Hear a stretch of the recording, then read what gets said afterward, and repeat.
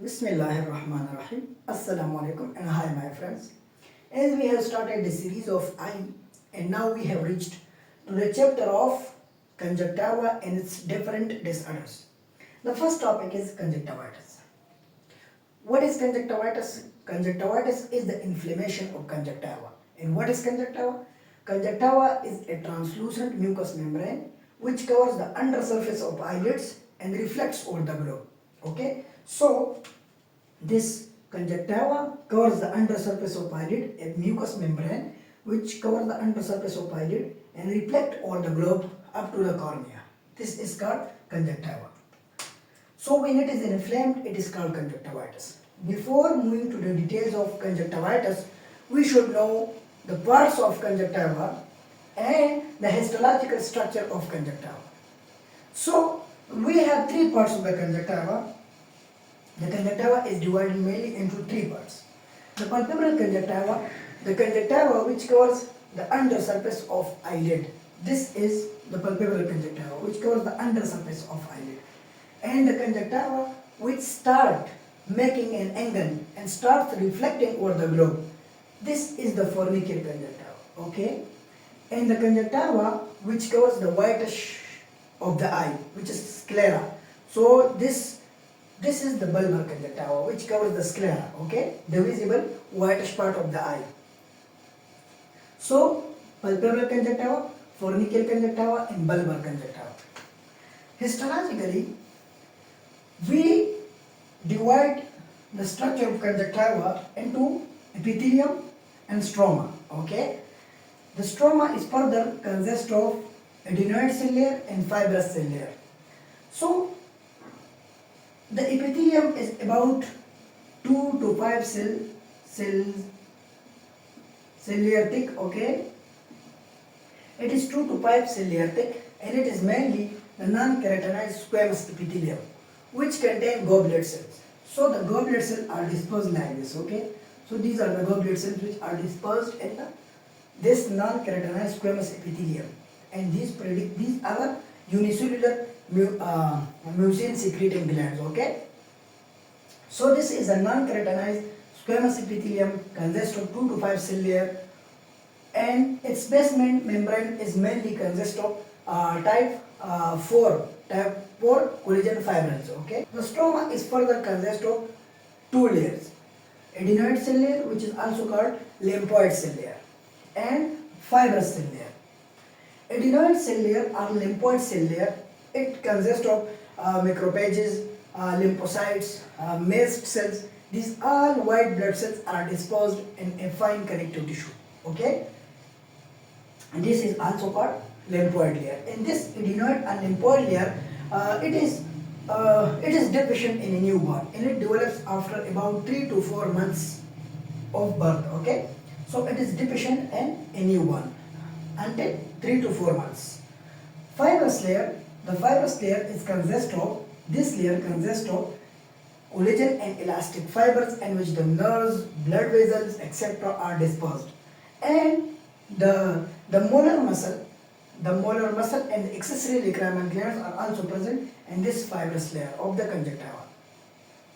Okay, so this is it is the division and histological structure of conjunctiva.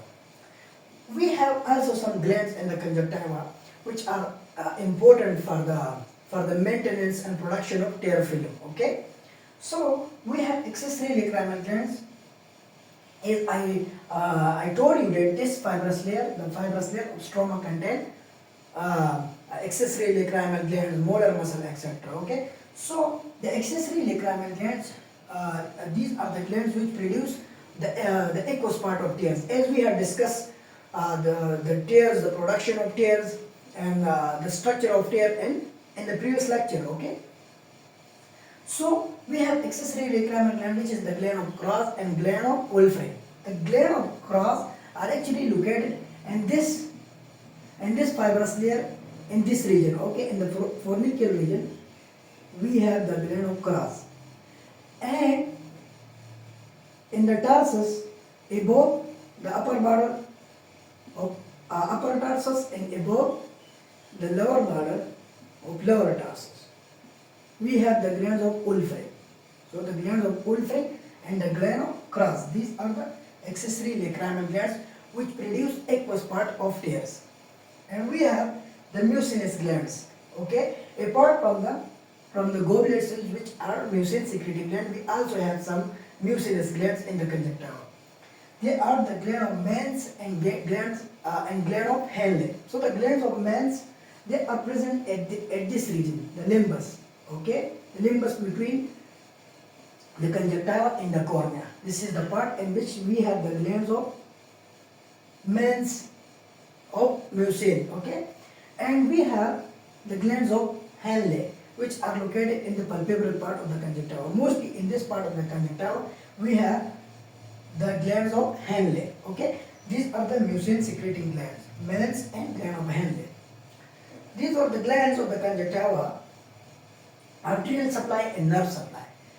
Arterial supply, the conjunctiva is supplied by anterior and posterior conjunctival vessel. Okay, the nerve supply is it is similar as to that of the eyelids, supraorbital, supratrochlear, infratrochlear, and infraorbital nerves. Okay, so this is the nerve supply of the conjunctiva, which is similar to the eyelids. Okay, this circumcorneal region, the region surrounding the cornea, it is supplied by long ciliary nerve. Okay, and the lymphatic drainage, the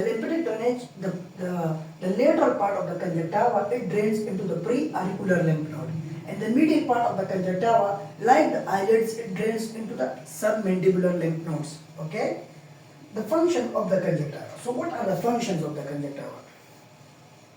It connects, we know that the palpebral conjunctiva, then it becomes the forniculi, and at last it becomes the bulbar conjunctiva. So it connects the eyelids and the globe. So it connects the both of the eyelids with the globe. And the next function is the glands. We know that the important glands, the accessory lacrimal glands and the mucinous glands, they produce the important parts of tears. So it is important for tears. And nutrition, we know that the cornea is avascular structure. So this avascular structure is supplied by the vessel of the conjunctiva. Okay, so it connects the globe, the conjunctiva connects the globe in eyelids, and it has gland which produces the important parts of tears, and it also supply nutrition to the cornea. So these are the main functions of the conjunctiva. So it was about the structure of the conjunctiva, the glands, the arterial and nerve supply. Now we will move on to the conjunctivitis classification. Okay, so conjunctivitis is classified mainly into three categories. Okay, we can divide the conjunctivitis on three bases. The first one is etiological. We can divide the conjunctivitis on the basis of etiology. Okay, so it can be infective or it can be non-infective. And infective, we have, for example, we have bacterial conjunctivitis, we have viral conjunctivitis, chlamydial conjunctivitis, and we have fungal conjunctivitis. Now, you will be confused at why I told chlamydial. It comes under bacterial, but because we have separated chlamydial conjunctivitis separately, and it will be discussed in detail. Why? Because it has its own specific clinical features. Okay, so that's why it is separated from bacterial conjunctivitis and will be discussed in a separate lecture. Okay. Non-infective conjunctivitis, it can I have made a mnemonic which is CAT. So it can be conjunctivitis due to different chemicals. Okay, it can be autoimmune conjunctivitis, it can be allergic conjunctivitis, and it can be toxic conjunctivitis. So conjunctivitis can occur due to chemicals, due to allergy, due to autoimmune condition, or due to some toxic chemicals. Okay. Now discharge. We can also classify the conjunctivitis on the basis of discharge. So discharge can be watery, it can be mucoid, it can be mucopurulent, and it can be purulent. The watery discharge is present in two cases mainly, in acute allergic conjunctivitis and in viral conjunctivitis. The mucoid discharge is present also present in two cases. When the acute allergic conjunctivitis become chronic allergic conjunctivitis, it will have mucoid discharge. So in chronic allergic conjunctivitis and keratoconjunctivitis sicca, we have mucoid discharge.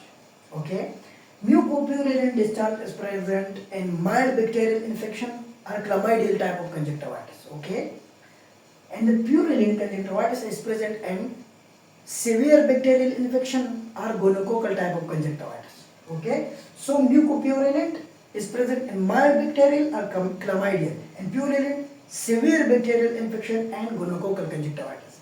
So this classification is based on discharge.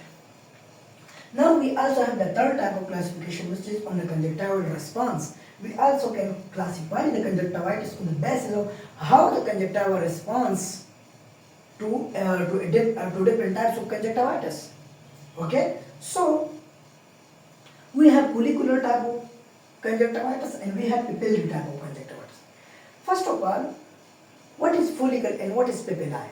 Follicle is actually when there is the infection, etc. When there is infection, drug, etc. So what will happen? This layer, this adenoid layer, there will be the infiltration of cells. Okay, so these cells will infiltrate. There will be the collection of lymphocytes. Okay, and it will induce an elevation. This is called follicle. So this is follicle. On the other hand, the papillary response is that when there is infection, so what will happen? Infection, drugs, etc. So what will happen? This epithelium, this non-keratinized epithelium, it will undergo hyperplasia. Okay, it will undergo hyperplasia and the epithelium will become hyperplastic. Okay, so the epithelium is hyperplastic. In follicular type of reaction, there will be the hyperplasia of non-keratinized epithelium, but it has also a fibrovascular core. So the papillary reaction has a fibrovascular core in the hyperplastic epithelium. Okay, but remember, now I will also discuss a little bit differences between these reactions, that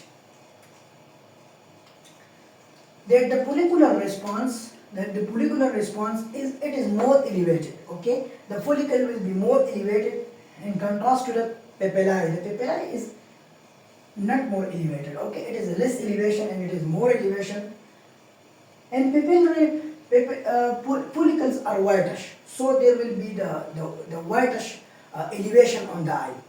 In contrast, the papillae are reddish. Why? Because it has a fibrovascular core. Okay, so it has a fibrovascular core, so that's why the papillae will be reddish in contrast to the whitish follicles. The third difference is that we know that in the follicles we have the collection of lymphocytes and white blood cells, but in the papillary reaction we have the hyperplasia of the epithelium and with fibrovascular core. So these are the difference in follicles and papillae. Okay.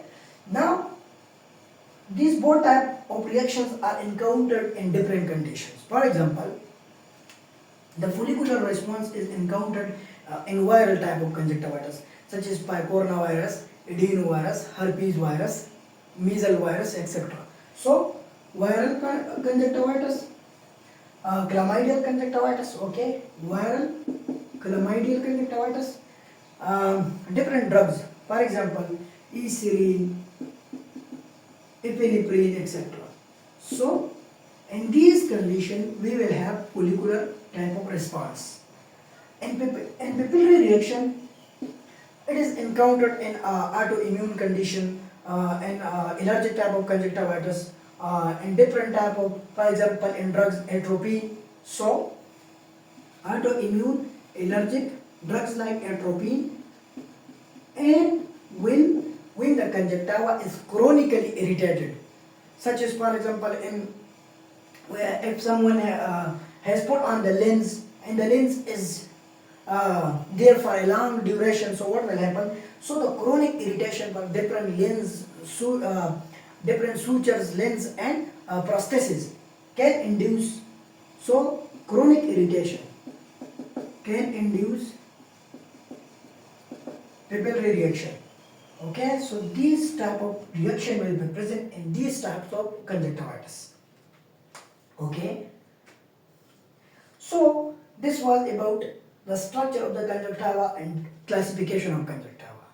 Next we will move on to the details of different type of conjunctivitis, their clinical features, diagnosis and treatment.